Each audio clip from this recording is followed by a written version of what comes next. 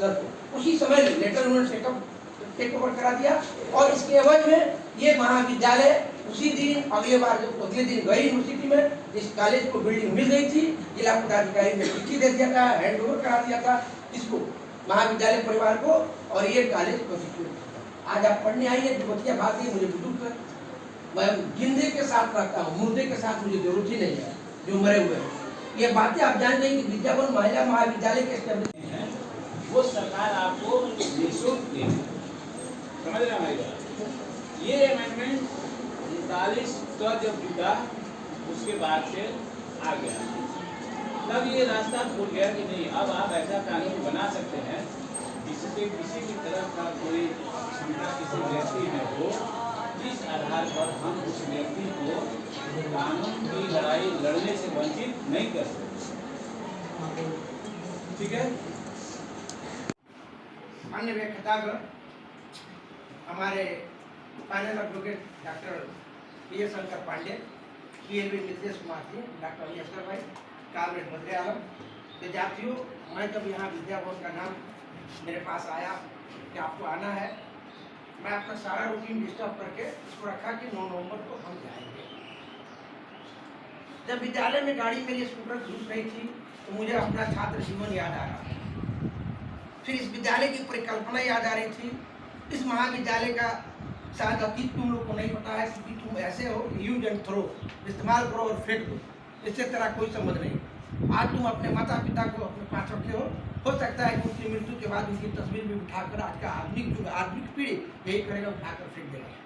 लेकिन हम जिस पीढ़ी के हैं, अर्थात मैं 84 का ग्रेजुएट हूँ, उस पीढ़ी में सिद्धांत चलते थे, एथिक्स थे, हमारे यहाँ टेक्स्ट बुक था, गाइड नहीं था, नोट बुक नहीं थी, ये सब बंद था, तो छपती ही नहीं थी, पढ़ते थे हम टेक्स्ट बुक से, लाइब्रेरी से लेकर पढ़ते थे या परचेज करके पढ़ते थे। इस महाविद्यालय की स्थापना दिनेश प्रसाद नाम के BA मिडिल हाई स्कूल के एक शिक्षक के द्वारा स्थापित किया जाए। उसमें गवर्निंग बॉडी बनाई गई थी और विद्या भवन महिला महाविद्यालय सर्वप्रथम इस पुरातोली यानी दीनदयाल नगर के किराए की बिल्डिंग में रहती थी, चलती थी।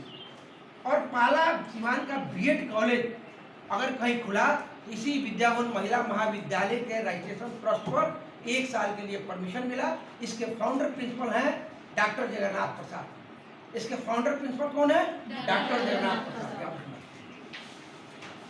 मैं 80 के दशक की पहले की बात कर रहा हूँ, जब मैं 80 में था, मैं IA का स्टूडेंट, तब से मैं जानता हूँ। ये जब किराए के मकान में रहती थी, हमारे यहाँ UGC की टीम आई थी, मैडम यूनिवर्सिटी ग्रांट कमीशन की टीम आई थी, बिहार यूनिवर्सिटी की टीम आई थी, और 1 नंबर पर जाकिया आफाक इस्लामिया कॉलेज को कॉन्स्टिट्यूएंट करने का नाम था।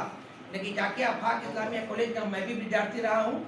जाकिया आफाक इस्लामिया कॉलेज जो आज PG कॉलेज के रूप में कन्वर्ट है, वो एक माइनॉरिटी कॉलेज है। वहाँ के सेक्रेटरी ने, साइलेंट होकर सुनो, सेक्रेटरी ने कॉलेज को नहीं दिया। कॉलेज जब टीम जाने लगी तो इसके बदले में राजा सिंह महाविद्यालय को कॉन्स्टिट्यूएंट कर दिया गया उसी साल। फिर 2 साल के बाद टीम आई। उस समय सिवान के तत्कालीन जिलाधिकारी विद्यानंद मिश्रा हुआ करते थे और उनके वाइफ के मामा डॉक्टर जगन्नाथ मिश्र बिहार के गवर्नर हुआ, बिहार के मुख्यमंत्री हुआ करते थे। जब दूसरी बार टीम आई, उस समय फिर नाम जेडे इस्लामिया कॉलेज का था। जेडे इस्लामिया कॉलेज के गवर्निंग बॉडी ने कॉन्स्टिट्यूएंट करने के दबा सकता है, कोई भी उनके अधिकारों का हनन कर सकता है। ये एक लंबा दौर चला चिंतन मनन का, और जुडिशरी इस चीज़ को खुद देख के काफ़ी चिंतित थी कि इसमें क्या हो सकता है। ठीक है, जुडिशरी तो हो गया, एग्जीक्यूटिव हो गया, जुडिशरी हो गया और लेजिस्लेटिव हो गया, लेकिन जुडिशरी का जो काम है वो काम हम करेंगे। हमारा काम सेल्फ मोटिवेटेड नहीं है। हम तब स्टार्ट होते हैं जब हमारे पास कोई आता है, कोई कंप्लेन करता है, तो इससे जुड़ा जितनी भी इससे जुड़ी हुई जो मशीनरी है वो तब एक्टिवेट होती है जब इसके पास कोई कंप्लेन आता है। अगर कोई कंप्लेन ना आए तो हम कहीं स्टार्ट नहीं हो पाएंगे, हम एज इट इज रहेगा। या तो 2 साइड में काम करते हैं, तो कंप्लेन आ गया, या तो कंप्लेन कोई ऑफरेंस है तो हम उसको एज ए स्टेप उसको हमने इंस्टीट्यूट किया, तो फिर डिफेंस का काम आ गया तो वो एक्टिवेट हो गया। या अगर हमें कोई कंप्लेन है तो इनसे हम मोटिवेट होते हैं और हम कुछ लिख के कंप्लेन करते हैं, सर इस इसमें एक बात जो कॉम्पिटेंट है वो करेगा, यही ना, जो कॉम्पिटेंट नहीं, जो सक्षम नहीं है वो नहीं करेगा। तो ये चिंता का विषय जुडिशरी के समक्ष था। 26 सितंबर 1980 को जो इस देश की सबसे बड़ी अदालत है, कौन सी अदालत है सबसे बड़ी अदालत? सबको नहीं पता है, मैं तो 2-3 बार बता दिया हूँ, तो लगता है सब बार बताया होगा। सुप्रीम कोर्ट है ना, तो सुप्रीम कोर्ट के दिमाग में ये बात आई कि अगर ऐसा होगा तो फिर ये न्याय की प्रणाली जो है, न्याय की जो प्रणाली है, इससे पूरा कवर नहीं हो पाएगा। कुछ पोर्शन, कुछ तबके के लोग इससे छूट जाएंगे। 26 सितंबर 1980 को उस समय हमारे देश के मुख्य न्यायाधीश थे पीएन भगवती महोदय। पीएन भगवती महोदय ने इस चिंता को दूर करने के लिए और इसकी कैसे व्यवस्था हो, उन्होंने एक कमेटी बनाई। उस कमेटी का नाम था implementing of legal aid services. क्या था? Implementing of legal services, implementing of legal aid services. अब ये कमेटी जो बनी 26 सितंबर 1980 को, दबा सकता है, कोई भी उनके अधिकारों का हनन कर सकता है। ये एक लंबा दौर चला, चिंतन मनन था, और जुडिशरी इस चीज़ को खुद लेके काफ़ी चिंतित थी कि इसमें क्या हो सकता है। ठीक है, जुडिशरी तो हो गया, एग्जीक्यूटिव हो गया, जुडिशरी हो गया और लेजिस्लेटिव हो गया, लेकिन जुडिशरी का जो काम है वो काम हम करेंगे। हमारा काम सेल्फ मोटिवेटेड नहीं है। हम तब स्टार्ट होते हैं जब हमारे पास कोई आता है, कोई कंप्लेन करता है, तो इससे जुड़ा जितनी भी इससे जुड़ी हुई जो मशीनरी है वो तब एक्टिवेट होती है जब इसके पास कोई कंप्लेन आता है। अगर कोई कंप्लेन ना आए तो हम कहीं स्टार्ट नहीं हो पाएंगे, हम एज इट इज रहेंगे। या तो दो साइड में काम करते हैं, तो कंप्लेंट आ गया, या तो कंप्लेंट कोई ऑकरेंस है तो हम उसको एज ए स्टेप उसको हमने इंस्टीट्यूट किया, तो फिर डिफेंस का काम आ गया तो वो एक्टिवेट हो गया। या अगर हमें कोई कंप्लेन है तो इनसे हम मोटिवेट होते हैं और हम कुछ चीज़ की कंप्लेन करते हैं, सर ये सिस्टम एक्टिवेट होता है। तो इसमें एक बात जो कॉम्पिटेंट है वो करेगा, यही ना, जो कॉम्पिटेंट नहीं, जो सक्षम नहीं है वो नहीं करेगा।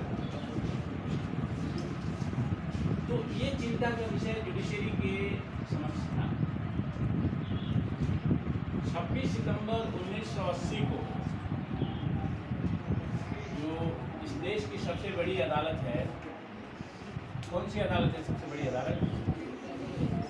सबको नहीं पता है, मैं तो 2-3 बार बता दिया हूँ, तो लगता है सब बार बताया होगा।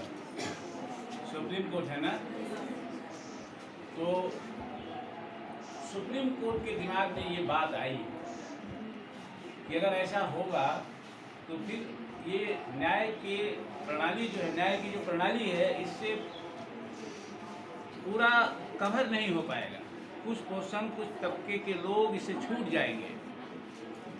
26 सितंबर 1980 को उस समय हमारे देश के मुख्य न्यायाधीश थे पीएन भगवती महोदय। पीएन भगवती महोदय ने इस चिंता को दूर करने के लिए और इसकी कैसे व्यवस्था हो, उन्होंने एक कमेटी बनाई। उस कमेटी का नाम था implementing of legal aid services. क्या था? Implementing of legal services, implementing of legal aid services. अब ये कमेटी जो बनी 26 सितंबर 1980 को, ये पूरी कमेटी इस मैटर को लेकर जांच करती रही कि क्या क्या डिफ़िकल्टीज है, कैसे हम इस चीज़ को इम्प्लीमेंट कर सकते हैं। अगर कोई लीगल एड कमेटी बन ही गई तो इसको इम्प्लीमेंट कैसे करेंगे, एक बड़ी समस्या है। इस कमेटी ने जो फाइंडिंग दिया उस फाइंडिंग में एक बात निकल के आई कि यदि अगर लीगल एड सर्विसेज को हमें अगर इम्प्लीमेंट करना है तो इसके लिए अलग से हमको एक एक्ट बनाना पड़ेगा। तो इस एक्ट को इनेक्ट करने के लिए इसमें जो जो चीज़ें आई, एक एक चीज़ उसको बारीकी से कमेटी ने अपनी रिपोर्ट में दिया, और उस रिपोर्ट में जो चीज़ें आई निकल के उसको इम्प्लीमेंट करने के लिए संविधान में एक अमेंडमेंट किया गया 1976 में, ठीक है। 1976 में संविधान में एक अमेंडमेंट किया गया और वो 42 अमेंडमेंट था। नंबर कितना था? 42। 42वां संशोधन 1976 में संविधान में किया गया और उसमें 39 का अनुच्छेद जो 39 है उसमें 39 का को ऐड कर दिया गया। और 39 का ऐड करने का मतलब ये था कि जो चीज़ न्यायपालिका के दिमाग में पहले से थी कि अगर जो सक्षम नहीं है उसको हम लीगल एड कैसे देंगे, वो अपनी